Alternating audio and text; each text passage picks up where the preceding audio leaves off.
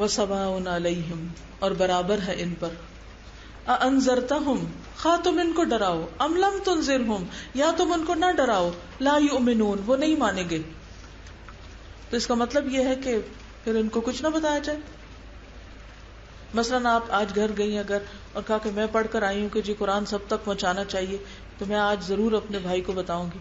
اب آپ جب بتانے لگی تو اس نے کہا چپ کرو مجھے نہیں سننا، تو آپ یہ آیت پڑھنے لگیں گی وَسَوَاءٌ عَلَيْهِمْ أَأَنذَرْتَهُمْ أَمْ لَمْ تُنذِرْهُمْ لَا يُؤْمِنُونَ. یہ عام لوگوں کے بارے میں نہیں ہے، یہ ان لوگوں کے بارے میں ہے کہ جنہوں نے جان بوجھ کر اور تکبر کی وجہ سے حق کو قبول کرنے سے انکار کر دیا، جو اپنے آپ کو بڑی چیز سمجھتے ہیں اور باقی اللہ کا پیغام لانے والے اور اللہ کی بات کرنے والوں کو بے وقوف سمجھتے ہیں اور ان کا مذاق اڑاتے ہیں. یہاں خاص طور پر کفار کے جو بڑے بڑے لیڈر تھے ان کی طرف اشارہ ہے.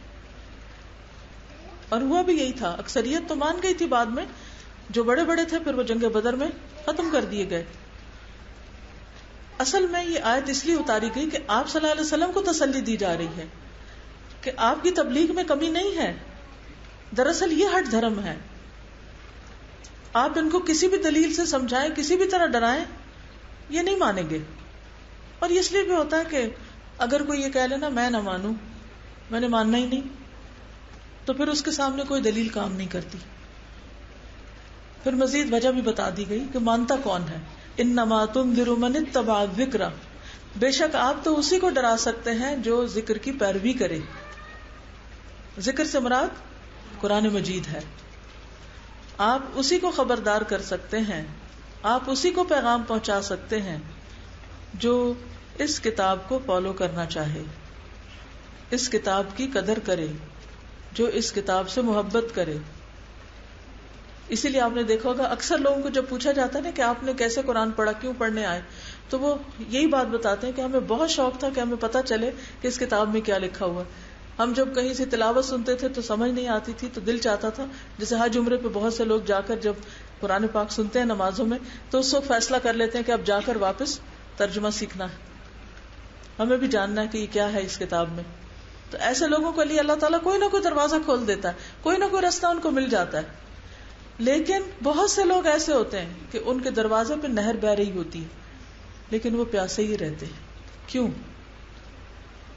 اس لیے کہ انہوں نے ایک فیصلہ کر رکھا ہے کہ ہمیں یہ طریقہ زندگی اختیار کرنا ہی نہیں، ہمیں اس راستے پہ چلنا ہی نہیں، ہمیں اس کے مطابق ڈھلنا ہی نہیں.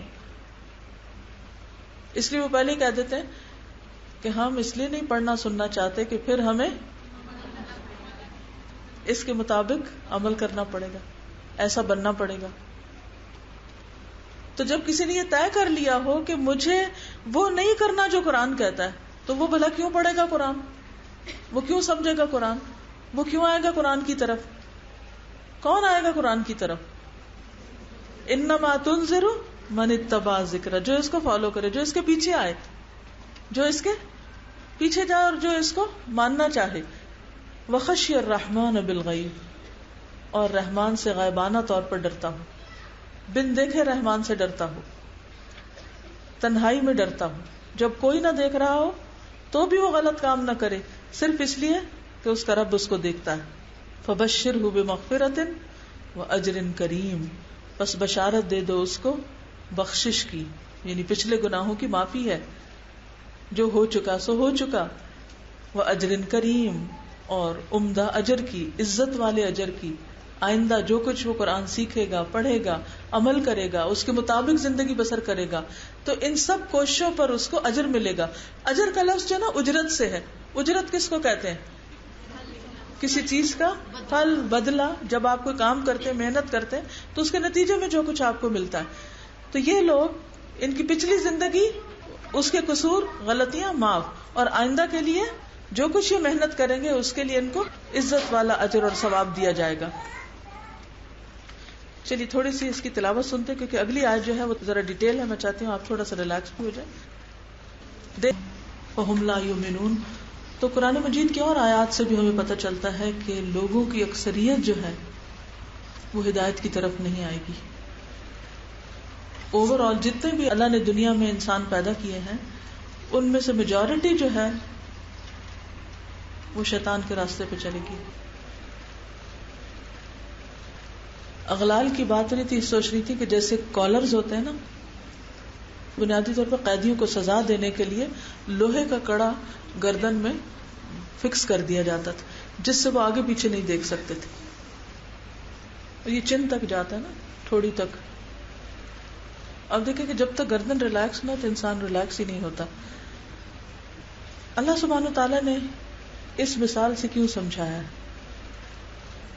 کہ جن لوگوں کے اندر تعصبات ہوتے ہیں، جن کے اپنے فکسڈ آئیڈیاز ہوتے ہیں، جو نہ ماضی سے سبق لیتے ہیں، نہ حال سے، نہ مستقبل سے، نہ عبرت کی نگاہ سے دیکھتے ہیں، نہ کسی کی بات سنتے ہیں، نہ وہ جھکتے ہیں،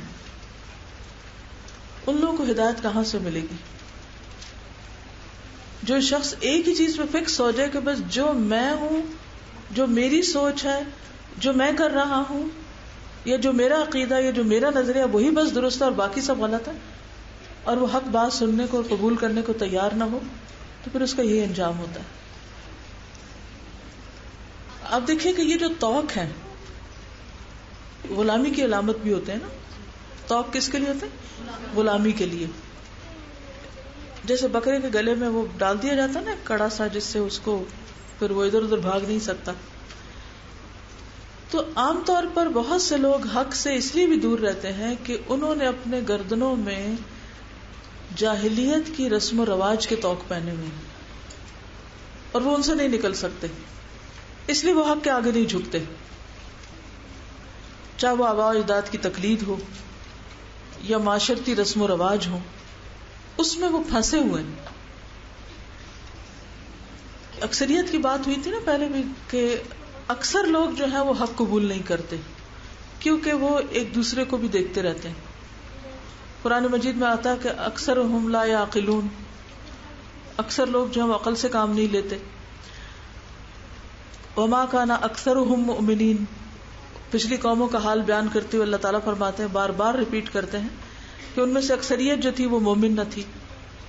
ایک اور جگہ پر آتا ہے وَإِن تُطِعْ أَكْثَرَ مَنْ فِي الْأَرْضِ يُضِلُّوكَ عَنْ سَبِيلِ اللَّهِ، اگر تم زمین پر رہنے والی اکثریت کو فالو کرو، ان کی اطاعت کرو، تو وہ تمہیں اللہ کے راستے سے بھٹکا دیں گے. چونکہ دنیا میں اکڑے ہوئے لوگ تھے، یہ اپنے نظریات پر کاربند، لہذا آخرت میں ان کی سزا بھی ایسی ہی ہوگی. جہنم میں بھی ان کی گردنوں میں طوق ڈالے جائیں گے، کیونکہ جہاں جہنم کی سزا کا ذکر آتا ہے نا تو وہاں اغلال کا ذکر اکثر آتا ہے. وہ بیڑیوں کے لیے بھی استعمال ہوتا ہے اور اس کے ساتھ ساتھ گردن کے طوق کے لیے بھی استعمال ہوتا ہے. یعنی جیسا دنیا میں عمل ہوگا آخرت میں جہنم میں ویسی ہی سزا بھی ہوگی. ہر ایک کا طوق بھی فرق ہے، طوق کی بھی کئی قسمیں ہیں. آپ دیکھیں کہ اگر آپ سر اٹھا کے چل رہے ہو تو نیچے نہ دیکھیں تو کیا ہوتا ہے؟ ٹھوکریں کھاتے. تو اسی طرح جو لوگ جھکتے نہیں، جن کے اندر عاجزی نہیں ہوتی، جو غور نہیں کرتے، جو توجہ سے بات نہیں سنتے، وہ بھی پھر زندگی میں حق کے معاملے میں ٹھوکریں کھاتے رہتے. یہ جو آگے دیوار ہے اور پیچھے دیوار ہے اور اوپر سے بھی ڈھکے ہوئے، تو یہ تصویر ذہن میں آتی نا کہ جیسے کوئی شخص پوری طرح کسی بند جگہ پر بند ہو چکا. یہ دراصل ہے کیا؟ بات یہ کہ جو انسان اپنے آپ کو ایک خول میں بند کر لے، اپنی مخصوص وضع قدم میں اپنے آپ کو بند کر لے، فلیکسیبل نہ ہو، نہ وہ سنے، نہ وہ دیکھے، نہ وہ روشنی کے لیے آنکھیں کھولے، تو پھر ایسا شخص اپنے اوپر خود ہی ظلم کرتا ہے، اس کو ہدایت نہیں ملتی. قرآن الحکیم انک لمن المرسلین. میں کہہ رہی تھی کہ ایک بچہ اس بات کی گواہی دے رہا ہے، اللہ ہمارے بچوں کو بھی ایسی ہدایت دے اور اسی طرح پڑھے. اور لیکن اس کے پیچھے اس کے ماں باپ اور استادوں کی کتنی محنت ہوگی. ہم میں سے کتنی مائیں ہیں جو اس پیغام کے پہنچانے کے لیے اپنے بچوں کو تیار کریں، یا اگر اپنے ہاتھ سے نکل گئے تو کسی اور کے بچوں کو ہی تیار کر دیں، کیونکہ پیغام پہنچانے کے لیے کوالٹی بڑی ضروری ہے. ایسا ہے کہ پھر تلاوت لگائیے اور آپ دیکھیے بھی اور سنیے بھی، اور پھر اس کے بعد مجھے بتائیے کہ آپ کیا سوچ رہے ہیں. بسم اللہ الرحمن الرحیم. آپ دیکھیے کہ یاسین بل قرآن الحکیم انک لمن المرسلین علی صراط مستقیم تنزیل العزیز الرحیم. اب آپ دیکھیے کہ ایک طرف القرآن الحکیم ہے نا، تو دوسری طرف قرآن مجید کیا ہے؟ تنزیل العزیز الرحیم ہے. انک لمن المرسلین تو کیا ہے؟ علی صراط مستقیم.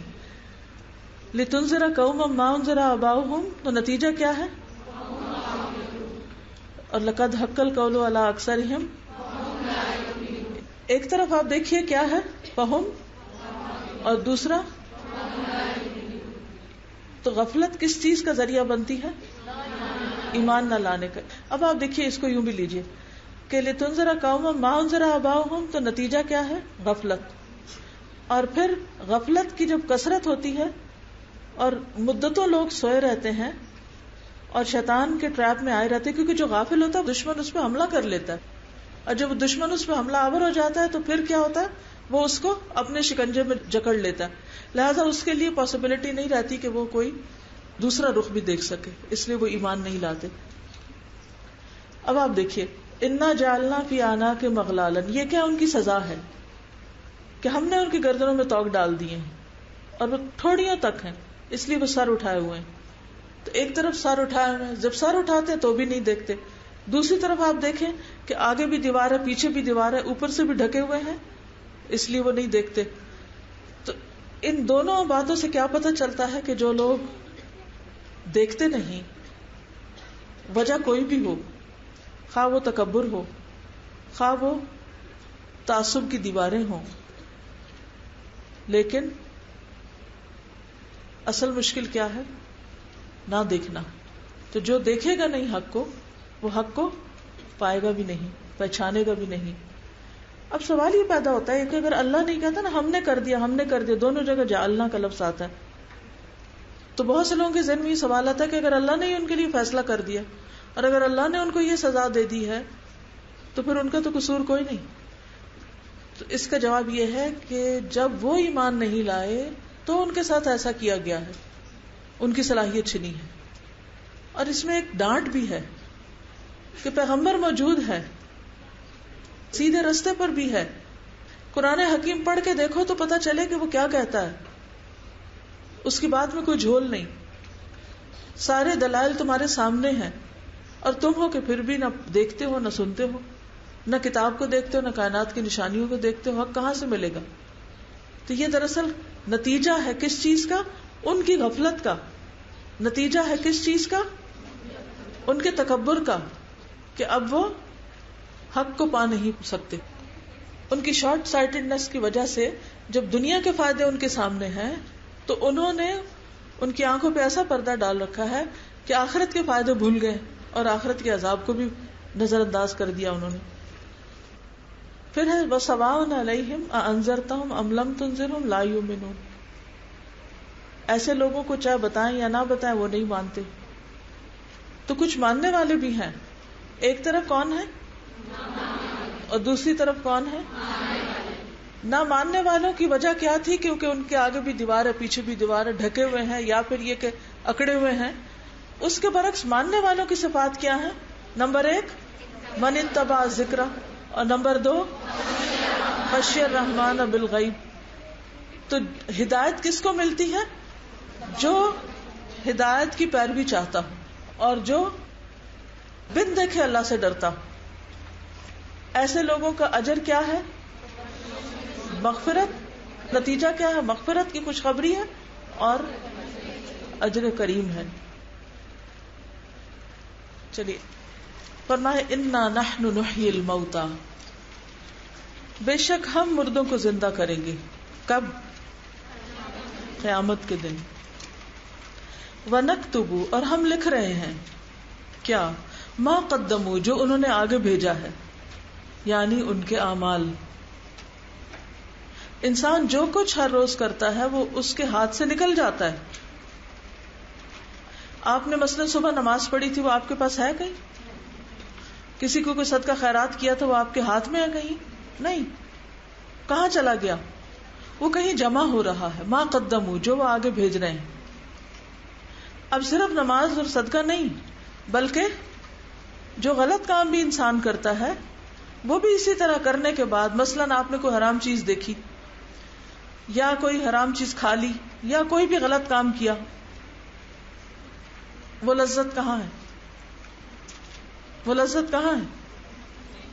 گناہ کر کے مزہ آیا، وہ مزہ کدھر ہے؟ اب ہاتھ میں ہے؟ نہیں، وہ آگے چلا گیا، وہ رجسٹر ہو چکا ہے، لکھا جا چکا ہے۔ وَنَكْتُبُ مَا قَدَّمُوا، اور ہم لکھ رہے ہیں جو کچھ وہ آگے بھیجتے ہیں۔ وَآثَارَهُمْ، اور ان کے آثار۔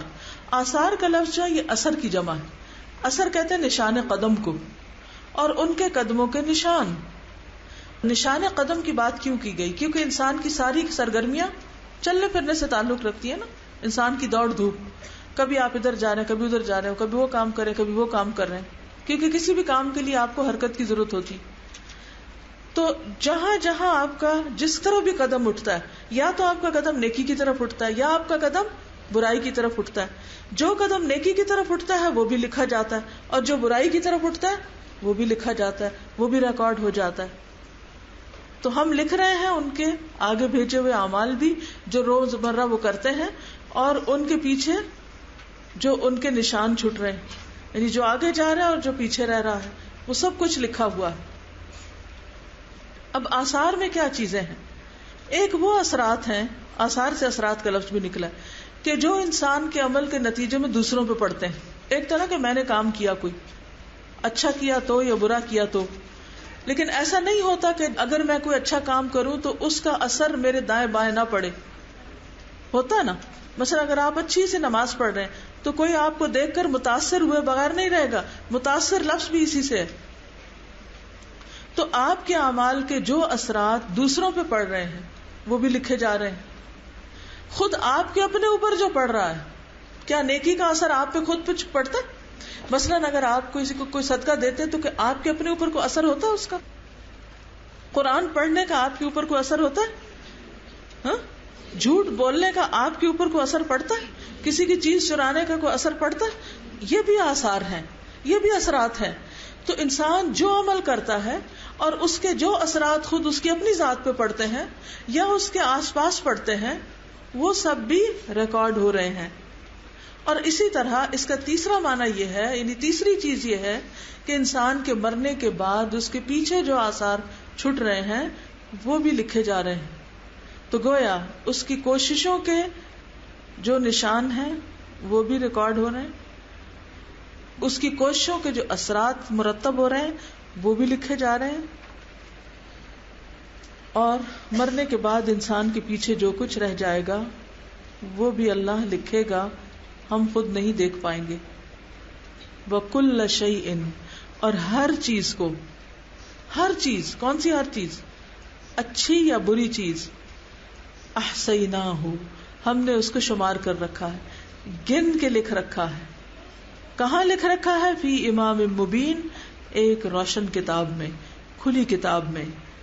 اس کتاب سے مراد لوح محفوظ یا پھر صحیفہ عمل، یعنی انسان کی جو بک آف ڈیڈز ہے وہ مراد ہے۔ یعنی انسان جو کچھ بھی کرتا ہے وہ سب بھی لوح محفوظ میں جمع ہو رہا ہے، جو ہر چیز کو سمیٹے ہوئے اپنے اندر، ہر چیز کی ڈیٹا انٹری وہاں ہو رہی ہے۔ پوری کائنات میں کچھ بھی جو ہوتا ہے ہر چیز کا ریکارڈ وہاں آتا ہے۔ اور دوسری طرف ہر انسان کا انڈیویجول نامہ اعمال، اس میں بھی سب کچھ لکھا جاتا ہے۔ کیوں لکھا جاتا ہے؟ تاکہ کیا ہو؟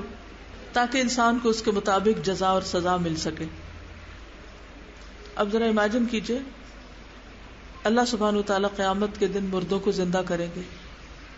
ہر وہ جو مر چکا یا مرے گا وہ کل دوبارہ اٹھے گا۔ جب اٹھے گا تو جو کچھ کیا وہ اپنے سامنے پائے گا۔ سامنے کیا ہوگا؟